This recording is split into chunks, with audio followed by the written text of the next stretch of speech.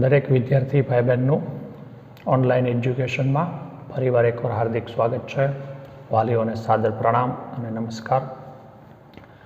ધોરણ 12 કોમર્સમાં એસપીસીસીમાં બીજા ભાગમાં 5મો પાઠ અને ચોથા લેક્ચરમાં આજે આપણે છે એ આગળ વાત કરવાની છે. દરેક લેક્ચરમાં આપણે જનરલ ઇન્ફોર્મેશન આપતા જ હોઈએ છીએ કે ફોન આડો રાખવો, બને ત્યાં સુધી હેન્ડ્સ ફ્રીની છે એ સગવડતા હોય તો હેન્ડ્સ ફ્રીનો ઉપયોગ કરવો, જેથી તમે સારું છે એ વિડીયો લેક્ચર યોગ્ય રીતે વિડીયો લેક્ચર છે એ નિહાળી શકો. છતાં ઘણા બધા વિદ્યાર્થી ભાઈઓ બહેનો છે એ ખૂબ સારી રીતે કામ કરતા હોવા છતાં અમુક લોકોની ફરિયાદો હોય છે, પર્સનલમાં ફરિયાદો મોકલી શકે છે. આપણે એનો ઉકેલ લાવવાનો પ્રયત્ન કરશું.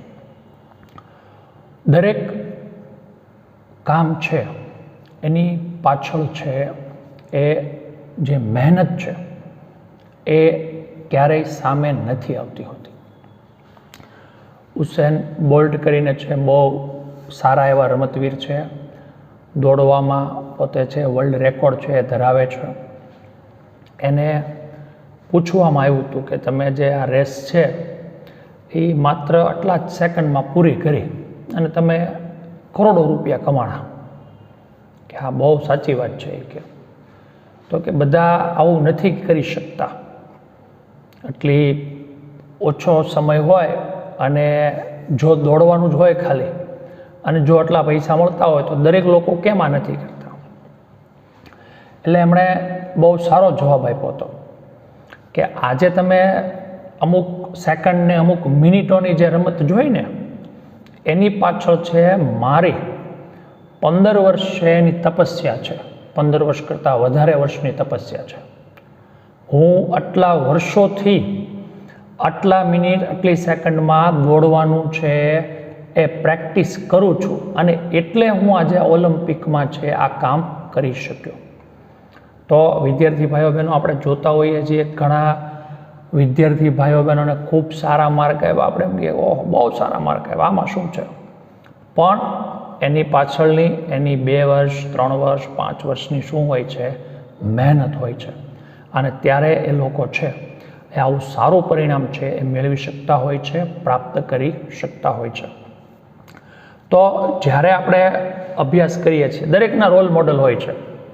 કોઈકના કોઈક ફિલ્મ સ્ટાર હોય છે, કોઈકના કોઈક ક્રિકેટર હોય છે. આપણે રોલ મોડલ પાસેથી પણ એ આવી પ્રેરણા છે એ મેળવવી જોઈએ. કે વિરાટ કોહલી છે તો વિરાટ કોહલી છે એ વિરાટ કોહલી શું કામ છે? તો કે એના પપ્પાનું છે ચાલુ મેચે અવસાન થયું હતું, એ રાત્રે ત્યાં ગયા અને સવારે પાછા છે એ પોતાના ગ્રાઉન્ડ ઉપર પહોંચ્યા, રમ્યા અને સારા રન પણ કર્યા. તો આ દર્શાવે છે પોતાના કામ પ્રત્યેની છે એ શું દર્શાવે છે? નિષ્ઠા દર્શાવે છે. જો તમે તમારું કામ, અત્યારનું આપણું કામ એ ભણવાનું છે, આપણું આની પછીનો ગોલ આપણે નક્કી કરતા જશું, તમે તમારી રીતે કરશો. પણ એક ગોલ પ્રાપ્ત કરવા માટે પહેલાં આ ગોલ છે, ભણવાનો ગોલ છે, એ આપણે પૂરો કરવો કેવો છે? જરૂરી છે. અને એના માટે તમારે વિશેષ કંઈ નથી કરવાનું. તમારે માત્ર છે તમને જે કામ સોંપવામાં આવે છે એ સારી રીતે થાય એનો પ્રયાસ કરવાનો છે, પ્રયત્ન કરવાનો છે. અને પ્રયત્ન કરશો તો પરિણામ પણ કેવું આવશે? સારું જ આવતું જોવા મળે છે. સારું, આજે આપણે છેલ્લે છે ચેરમેન અને સભાપતિ, ચેરમેનની પસંદગી, એની લાયકાતો, એની સત્તાઓ અને એની ફરજો આપણે ભણી ગયા હતા. આજે વિદ્યાર્થી ભાઈઓ બહેનો આપણે વાત કરવાની છે સભા નોંધ. સૌ પ્રથમ આપણે એ સભા નોંધનો અર્થ જોઈએ છીએ, સમજીએ છીએ. સભા નોંધ એ સભામાં થયેલા કામકાજ અને નિર્ણયો અંગેની મુદ્દાસર લેખિત સ્વરૂપની કરવામાં આવેલી શું છે? નોંધ છે. ફરીવાર એકવાર આને છે મિનિટ્સ તરીકે પણ ઓળખવામાં આવે છે.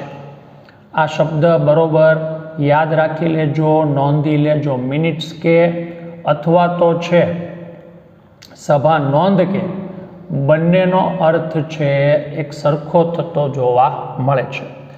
સભા નોંધ એ સભામાં થયેલા કામકાજ અને નિર્ણયો અંગેની મુદ્દાસરની લેખિત સ્વરૂપમાં કરવામાં આવેલી શું છે? નોંધ છે.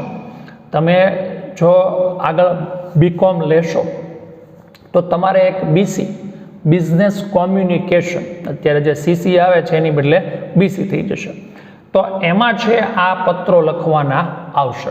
પણ અત્યાર પૂરતી આપણે આ માહિતી રાખીએ છીએ. એક સભા દરમિયાન જે નિર્ણયો લેવાના, જે કામકાજ થયું એની એક વ્યવસ્થિત છે આપણે જે નોંધ તૈયાર કરીએ છીએ એને શું કહીશું? સભા નોંધ કહીશું. ભવિષ્યમાં આ સભામાં છે શું થયું હતું એ જાણવા માટે છે આ સભા નોંધ કેવી થતી હોય છે? ઉપયોગી સાબિત થતી હોય છે, ઉપયોગી પુરવાર થતી હોય છે. કંપની ધારા પ્રમાણે કંપનીએ દરેક સભાઓની, એટલે કે આગળ આપણે જે ભણીને આવ્યા 3 અને એના પેટા પ્રકારો, સામાન્ય, ખાસ, ડિરેક્ટરની, સભ્યોની અને કમિટીની સભા બોલાવવાની આવી હોય એ તમામ નોંધ રાખવી જરૂરી છે અથવા તો ફરજિયાત છે. સભા નોંધ એ સભામાં થયેલા કાર્યો અંગે, લેવાયેલા નિર્ણયો અંગે ઠરાવોનો શું છે? લેખિત પુરાવો છે કે આ સભામાં આ પ્રકારનો નિર્ણય લેવાનો હતો. ભવિષ્યમાં આ નિર્ણય આપણાથી મૌખિક હોય તો ભૂલાઈ જાય છે, પણ લેખિત હોય અને આવી તો 4 કરતાં વધારે સભાઓ અને પેટા પ્રકારો સહિત તો છે એ ખૂબ વધી જાય છે. તો આવા સંજોગોમાં છે આ નોંધ રાખવી છે કેવી છે? જરૂરી છે. કંપનીની સેક્રેટરી સભા પૂરી થઈ ગયા બાદ કાર્યસૂચિ અનુસાર આ સભા નોંધ તૈયાર કરે છે. વિદ્યાર્થી ભાઈઓ બહેનો, આ વાક્ય અંડરલાઈન કરજો ખાસ કે આ કાર્ય કોણ કરે છે? કંપની સેક્રેટરી છે એ કરતા જોવા મળતા હોય છે. સભા નોંધ પરથી સભામાં ઉપસ્થિત રહેલા સભ્યોની હાજરીની શું થાય છે? માહિતી મળે છે. કયા ડિરેક્ટર હાજર હતા, કયા ડિરેક્ટર ગેરહાજર હતા, કયા સભ્યો હાજર હતા અને કયા સભ્યો ગેરહાજર હતા એની માહિતી આપણને સ્વાભાવિક રીતે આના પરથી મળે છે. હવે આપણે વાત કરવાની છે સભા નોંધના છે એ હેતુઓ કયા કયા હોય છે. હેતુ કે ઉદ્દેશ કે બંનેનો અર્થ કેવો થાય છે? એક સરખો થતો જોવા મળતો હોય છે. સભામાં હાજર રહેનાર સભ્યોની વિગતો મેળવવી. કેટલા હાજર છે અને કેટલા ગેરહાજર છે એ સભા નોંધ પરથી આપણે જાણી શકીએ છીએ. બીજું કે છે સભામાં રજૂ થયેલા પ્રસ્તાવો, ચર્ચા અને લેવાયેલા નિર્ણયો તેમજ ઠરાવોની જાણકારી પણ છે એ આપણને સભા નોંધ પરથી પ્રાપ્ત થાય છે. ભવિષ્યમાં આના ઉપર અમલ કરવા માટે તમારી પાસે આધાર કે પુરાવો હોવો જોઈએ અને આધાર કે પુરાવો છે આપણને સભા નોંધ પરથી મળે છે. ત્રીજું કે છે લેખિત પુરાવા માટે પણ આ સભા નોંધ જરૂરી છે. ડિરેક્ટરોને ખૂબ વધારે કામ હોય છે. ઘણીવાર એ અલગ અલગ સંસ્થાઓમાં, અલગ અલગ કંપનીઓમાં ડિરેક્ટર તરીકે સેવા બજાવતા હોય, તો આવા સંજોગોમાં એ કઈ કંપનીમાં કયો નિર્ણય લીધો એ ભૂલી જાય. તો આવા સંજોગોમાં સભા નોંધ દ્વારા છે આપણે એને યાદ અપાવી શકીએ છીએ લેખિત પુરાવા સ્વરૂપે. ચોથું કે છે ચેરમેનના સ્થાનેથી રજૂ કરવામાં આવેલી બાબતો સ્પષ્ટ થાય છે. આમાં ટેક્સ્ટબુકમાં નથી આપ્યું, પણ ચેરમેન કોણ છે કે કોણ હતા એ પણ આપણે કોના ઉપરથી જાણી શકીએ છીએ? સભા નોંધ પરથી જાણી શકીએ છીએ. તો વિદ્યાર્થી ભાઈઓ બહેનો, આ સભા નોંધનો અર્થ અને એના હેતુઓ હતા. હવે સભા નોંધમાં છે કઈ વિગતો છે એ સમાવવામાં આવે છે એના વિશેની આપણે વાત કરવાની છે. હવે સભા નોંધમાં જુદી જુદી છે કંપનીઓમાં જુદી જુદી વિગતો આવતી હોય, પણ સામાન્ય રીતે છે આટલી માહિતી છે એ આમાં સમાવવામાં આવે છે. પહેલું કીધું સભાની તારીખ કઈ રહેશે, જુદા જુદા અલગ અલગ જે પ્રકારો છે, ડિરેક્ટરની સભા કે ખાસ સભા, એમાંથી કયા પ્રકારની સભા આપણે બોલાવી રહ્યા છીએ, એનો સમય કયો રહેશે અને સ્થળ કયું રહેશે. મોટે ભાગે લગભગ જે રજિસ્ટર્ડ ઓફિસ છે ત્યાં જ આપણે આ સભા બોલાવતા હોઈએ છીએ. ત્યાર પછી માગે છે સભામાં હાજર રહેલા ડિરેક્ટર્સ અથવા સભ્યોના નામ અને હોદ્દાઓ, દરેકનું ડેઝિગ્નેશન અને પોતે છે એ જે હોદ્દા ઉપર અત્યારના હાજર રહ્યા છે એ દરેક નોંધ છે એ સભા નોંધમાં સમાવવામાં આવે છે. કોઈ અધિકારીની સભામાં થયેલી નિમણૂક, પહેલાં મેં તમને કીધું એમ કે પોતાનો વર્તમાન હોદ્દો અને પોતાનો ભવિષ્યનો હોદ્દો, એની પણ સ્પષ્ટતા છે આમાં કરવામાં આવતી હોય છે. ચોથું કહે છે સભા કાર્યવાહીની યોગ્ય માહિતી. દાખલા તરીકે ઉદાહરણ આપ્યું છે આપણને ટેક્સ્ટ બુકમાં કે રજૂ થયેલા પ્રસ્તાવોને ટેકો મળ્યો છે કે નથી મળ્યો, અને છેલ્લે એ પ્રસ્તાવ મંજૂર થઈ અને ઠરાવ બન્યો છે, એની નોંધ પણ છે એ સભા નોંધમાં કરવામાં આવે છે. સભામાં જે ઠરાવ થયો હોય તેના વિરોધ કરનાર સભ્યોના પણ નામ જો, કારણ કે ભવિષ્યમાં એ ખબર પડે કે આ લોકો સાચા હતા કે ખોટા હતા, તો એ જાણવા માટે જે લોકોએ વિરોધ કર્યો છે એનું પણ છે એ નામ આમાં જોવા મળશે, સમાવવામાં આવશે. સભ્યની, ચેરમેન શ્રીની કાર્યવાહીની સંપૂર્ણ વિગત છે એ આમાં સમાવી લેવામાં આવે છે.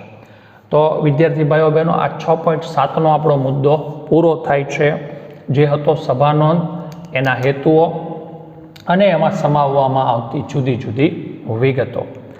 ત્યાર પછીનો આપણો છે એ જે મુદ્દો છે એ છે વોટિંગ અથવા તો છે એ મતદાન.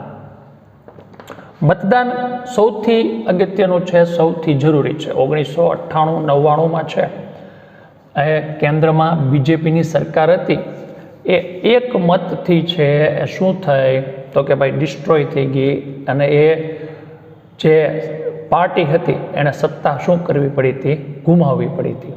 તો આ દર્શાવે છે કે મતદાનનું મહત્વ કેવું છે, ખૂબ અગત્યનું છે, એ જોવા મળે છે.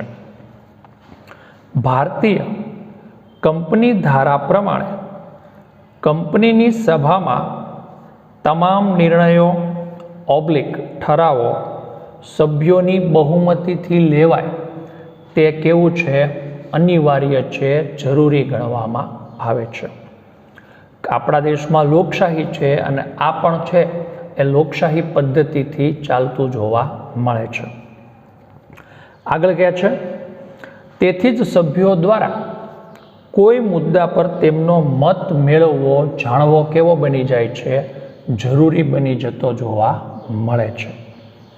આગળ કહે છે કેટલાક સભ્યો તરફેણમાં છે ઠરાવની હોય છે અને કેટલાક સભ્યો છે ઠરાવની વિરુદ્ધમાં હોય છે. તો કેટલા તરફેણમાં છે અને કેટલા વિરુદ્ધમાં છે એ જાણવા માટે પણ આ મતદાન છે એ જરૂરી છે. આના આધારે સભાપતિ નિર્ણયો લઈ શકતા જોવા મળતા હોય છે. મતદાનનો અધિકાર ધરાવતા સભ્યોને મતદાન કરવાની છૂટ આપવામાં, મંજૂરી આપવામાં આવે છે. કંપનીની સભામાં નીચે દર્શાવેલી વિવિધ પદ્ધતિઓ દ્વારા મતદાન છે એ કરાવી શકાય છે, અથવા તો મતદાન છે એ ઉપયોગમાં લેવામાં આવતું છે એ જોવા મળતું હોય છે. જુદી જુદી 6 પદ્ધતિઓ આપણને મતદાનની છે એ આપેલી છે, જેમાં હાથ દેખાડ, પ્રદર્શન કે હાથ ઊંચો કરી અને કેટલા તરફેણમાં છે અને કેટલા વિરુદ્ધમાં છે. પણ સંખ્યા ઓછી હોય, આપણે વર્ગખંડમાં કેમ 50ની સંખ્યા હોય તો આપણે કરી શકીએ કે ભાઈ હાલો કેટલાય હાથ ઊંચા કર્યા, તો કે ભાઈ 30 જણા છે એ તરફેણમાં છે, 20 જણા છે એ વિરુદ્ધમાં છે. પણ એક સાથે છે 200, 500, 1000, 2000ની સંખ્યા હોય તો પાછી આ પદ્ધતિ ઉપયોગી પુરવાર થતી નથી. બીજું છે અવાજ દ્વારા મતદાન. તો અહીંયા આગળ એ પણ છે, શક્ય બને છે, પણ મેં તમને કીધું એમ કે આમાં સંખ્યા કેવી હોવી જોઈએ? ઓછી હોવી જોઈએ. ત્રીજું છે પોલ દ્વારા મતદાન. આપણે ખબર જ છે કે અલગ અલગ છે, ઓલા પોલ આપણે જઈએ છીએ, જૂની પદ્ધતિ હતી એ પોલ મતદાન જ હતી, પણ વર્તમાન સમયમાં એમાં ચેન્જ આવી ગયો છે. ઇલેક્ટ્રોનિક સાધનોના વિભાજન, સાધનોની મદદથી મતદાન. હવે બટન દબાવવાનું છે. પહેલાં શું હતું? આપણે ઓલો પોલિંગ બૂથ કહીએ છીએ. એ પોલિંગ બૂથ એટલે આ જ તે, ત્યાં જવાનું, સિક્કો મારવાનો અને તમારે જેના નામ ઉપર કરવાનું હોય ત્યાં સિક્કો મારી દેવાનો. ઇલેક્ટ્રોનિક સાધનોની મદદથી મતદાનમાં છે તમારે એ વ્યક્તિની સામે શું કરવાનું છે? બટન દબાવવાનું છે, એટલે એની સામે છે એનો મત તમારો મત એનામાં પડી જાય છે. પાંચમું છે ટપાલથી મતદાન. તમે ત્યાં રૂબરૂ ન જવા માંગતા હો તો તમારે છે દર્શાવી દેવાનું ટપાલમાં, ભાઈ મારો મત છે એ આને આપવામાં આવે છે. અને સભાગૃહમાં વિભાજન દ્વારા જે લોકો છે ઠરાવની તરફેણમાં હોય એ એક બાજુ અને વિરુદ્ધમાં હોય એ બીજી બાજુ, તો આ રીતે પણ મતદાન છે એ થઈ શકે છે.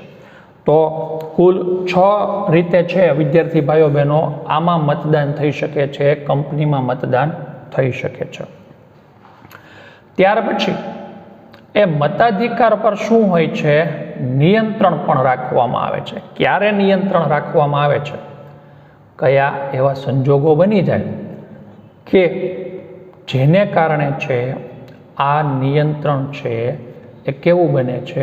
જરૂરી બને છે. કંપની પોતાના નિયંત્રણમાં જ્યારે નિયમન પત્રમાં જોગવાઈ કરી હોય તો આ નિયંત્રણ રાખી શકે છે. એવા 2 સંજોગો દેખાડ્યા છે. પહેલો સંજોગ કે છે કંપનીના સભ્યના નામે નોંધાયેલ શેરની બાબતમાં શેરના બાકી હપ્તાના નાણાં ભરપાઈ કર્યા ન હોય ત્યારે. તો આપણે આગળ એકાઉન્ટમાં છે શેર મૂડીનું પ્રકરણ આવશે. જ્યારે કંપનીએ હપ્તેથી શેર મગાવ્યા હોય અને હપ્તા છે એ શું હોય? બાકી હોય, તો આવા સંજોગોમાં છે એ આ પદ્ધતિ છે એ અનુસરવામાં આવે છે. બીજું કહે છે કંપની સભ્યના શેર ઉપર પોતે લિયન હક ધરાવતી હોય ત્યારે પણ મતાધિકાર ઉપર નિયંત્રણ મૂકી શકે છે. જપ્ત ન કર્યા હોય પણ કોઈક કારણોસર છે એના ઉપર લિયન ઊભો થયો હોય, તો આવા સંજોગોમાં એને યોગ્ય છે લાગે તો એ મતાધિકાર છે, મતદાન છે એના ઉપર નિયંત્રણ મૂકી શકે છે અને એ અટકાવી શકે છે. તો સભા નોંધ, ત્યાર પછી મતદાન અને મતદાન ઉપર નિયંત્રણ, આટલી બાબતો આપણે પૂરી કરી. ત્યાર પછી છે 6.9 જેને આપણે પ્રતિતાધિકાર અને અંગ્રેજીમાં એને આપણે કહીશું પ્રોક્સી. આ શબ્દ આપણે ખૂબ વધારે વાર સાંભળેલો છે કે સાહેબ અમારે પ્રોક્સી લેક્ચર છે કે નથી.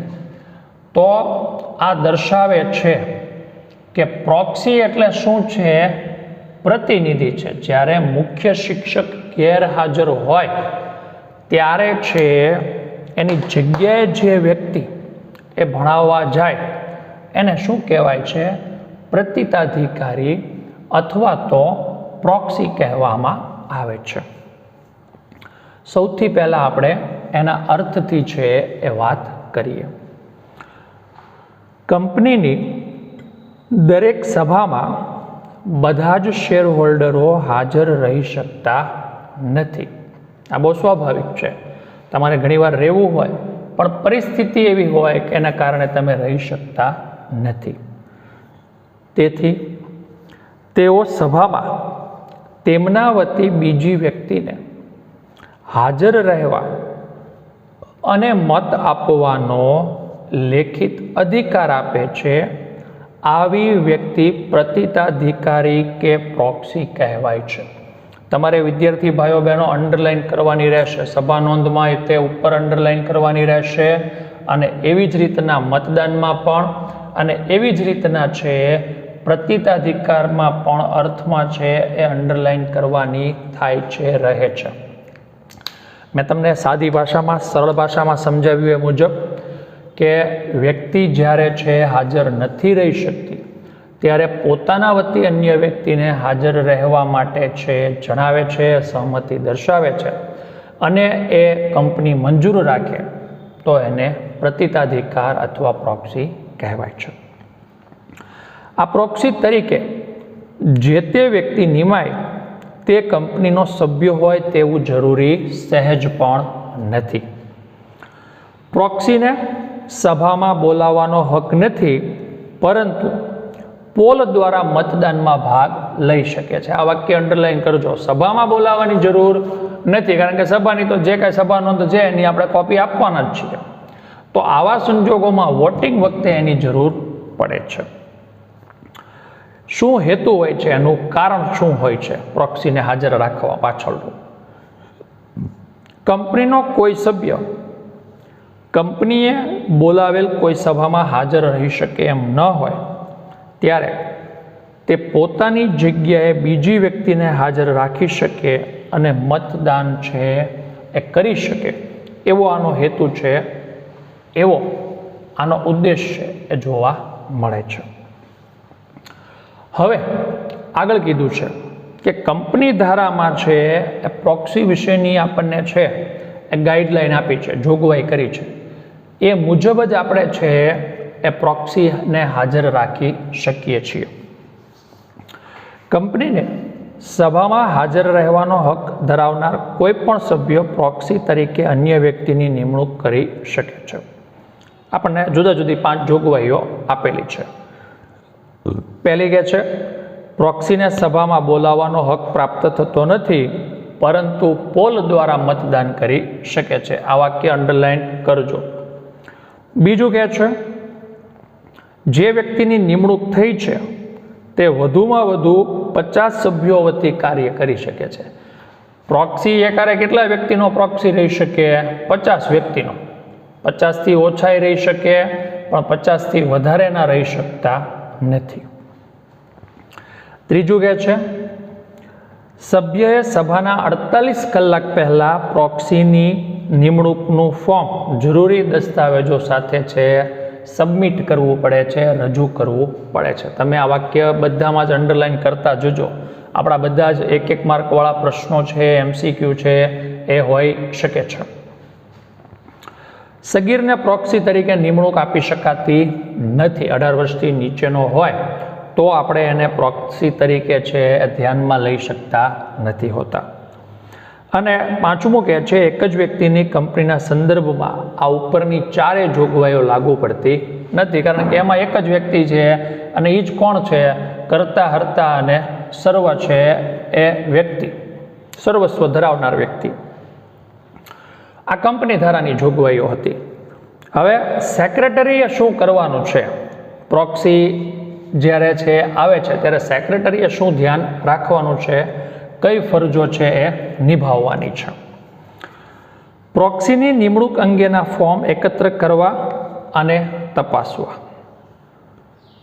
ફોર્મ મળ્યાની તારીખ, સમય, સ્થળ, સ્ટેમ્પ, સહી અને સભ્યનું કાયદેસરપણું તપાસવું. 48 કલાક પહેલા છે કે નહીં એ પણ તમારે જોવું પડશે. એક નિમણૂક યાદી તૈયાર કરવાની છે સેક્રેટરી તરીકે તમારે, જેમાં સભ્યનું નામ, પ્રોક્સીનું નામ, શેરની સંખ્યા, મતની સંખ્યા, આ બધું જ એણે છે ધ્યાનમાં રાખવાનું રહેશે. જો 48 કલાક પહેલાં ફોર્મ ન મળ્યા હોય તો એ કાયદેસર નથી અને રદ કરવાના રહેશે. અને પ્રોક્સી પોતાનો હક યોગ્ય કાયદેસર રીતે નિયમન પત્ર અનુસાર જ ભોગવે એ જોવાનું કામ પણ છે એ સેક્રેટરી તરીકે છે એ આપણે કરવાનું રહેતું જોવા મળે છે. તો આ પ્રોક્સી હતું, એનો અર્થ, એનો હેતુ, એની જોગવાઈઓ અને સેક્રેટરી તરીકે આપણી છે એ ફરજો. ત્યાર પછીનો ટોપિક છે એ છે પ્રસ્તાવ અને ઠરાવ. આ શબ્દ આપણે પરિચિત છીએ, પણ આપણને છે એ કન્ફ્યુઝન થાય છે કે સાહેબ પ્રસ્તાવ અને ઠરાવ છે એમાં તફાવત શું છે? તો જ્યારે કોઈ કાર્ય કરવા માટે છે એની રજૂઆત કરવામાં આવે તો એને પ્રસ્તાવ કહેવાય છે, અને જ્યારે એ કાર્ય ઉપર કામ છે એ કરવાની મંજૂરી મળી જાય ત્યારે શું બને છે? ઠરાવ બનતો જોવા મળે છે. આપણે કેમ વસ્તુ કંઈક લેવી હોય તો આપણે પપ્પાને કહેશું, પપ્પા આ વસ્તુ લેવી છે, અને પ્રસ્તાવ કહેવાય. અને એ પપ્પા છે જ્યારે હા પાડે ત્યારે ઠરાવ પસાર થઈ ગયો કહેવાય, મંજૂર થઈ ગયો કહેવાય. આ એનું સહેલામાં સહેલું છે એ ઉદાહરણ પ્રસ્તાવ અને ઠરાવનું. પહેલાં આપણે અર્થની રીતે વાત કરીએ તો કંપનીની સભામાં જે બાબતો સભ્યોની સમક્ષ ચર્ચા વિચારણા માટે રજૂ કરવામાં આવે તેને પ્રસ્તાવ તરીકે ઓળખવામાં આવે છે. વિદ્યાર્થી ભાઈઓ બહેનો, આ વાક્ય અંડરલાઈન કરજો. સભામાં જ્યારે ચર્ચા વિચારણા માટે રજૂ કરવામાં આવે ત્યારે એને શું કહેવાય છે? તો કે પ્રસ્તાવ કહેવામાં આવે છે. આપણે કેમ પહેલાં મમ્મીને જ વાત કરી હોય, મમ્મી નવું બાઇક લેવું છે, ફોન લેવો છે, પછી બેઠીને બધા ચર્ચા વિચારણા થાય અને પછી જે પપ્પા મંજૂરી આપે ત્યારે એ ઠરાવ બની જાય છે.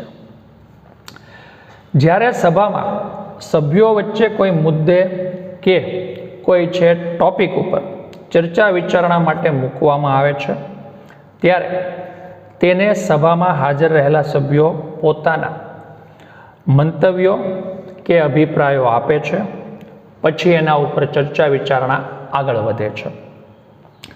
અંતે સભા પ્રસ્તાવને મૂળ સ્વરૂપ અથવા સુધારા વધારા સાથે બહુમતીથી પસાર કરવામાં આવે છે, અને આ પસાર થાય ત્યારે એને ઠરાવ તરીકે ઓળખવામાં આવે છે.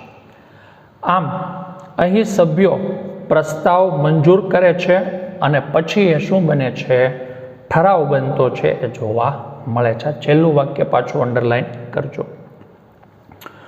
આમ સભામાં એક સભ્ય પ્રસ્તાવ રજૂ કરે છે અને બાકીના સભ્યો એને શું કરે છે? ટેકો આપતા જોવા મળે છે.